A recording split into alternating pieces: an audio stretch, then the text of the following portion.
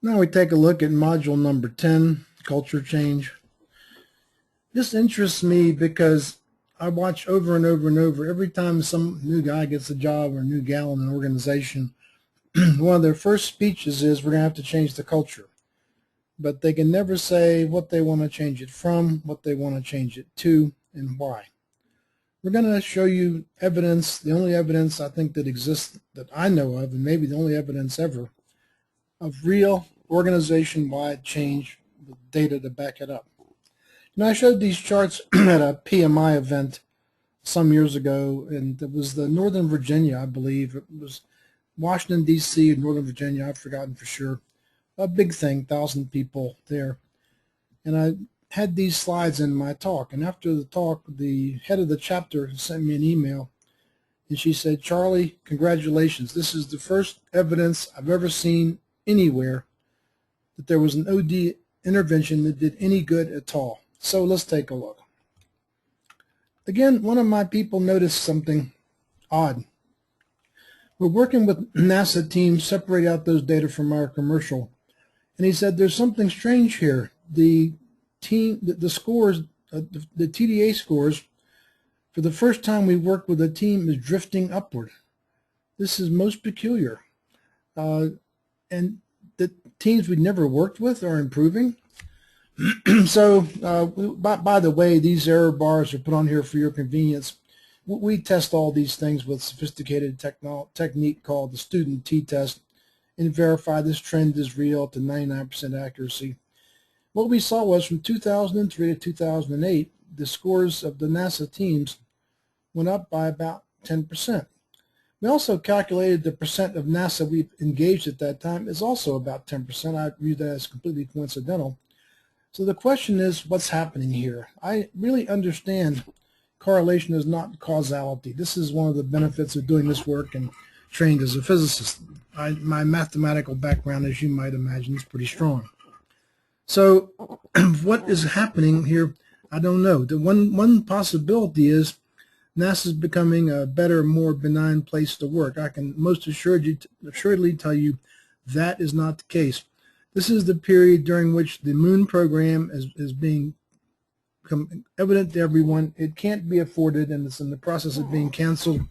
The agency is actually in a bit of a pretty serious morass.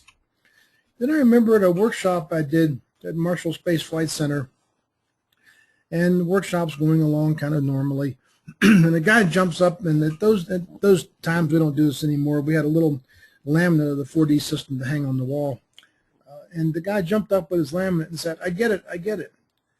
And I said, get what? He said, well, I've been working at this center for, the numbers aren't precise here, I don't recall, but 20 years. And I went away for 18 months on a detail and came back. And when I came back, this is the first time I ever enjoyed working here. I see that you guys have been changing the whole organization while I'm gone. And so, yes, the director of engineering at Marshall was a green badge. He got this work. He loved it. He embraced it. He took it throughout the organization at Marshall.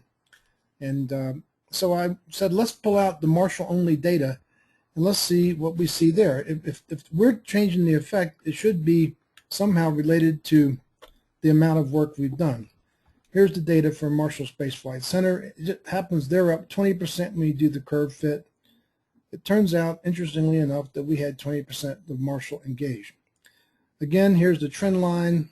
And what's fascinating is that it looks like, and I don't take this seriously, but it's kind of fun, that the effect is proportional to how many people are engaged.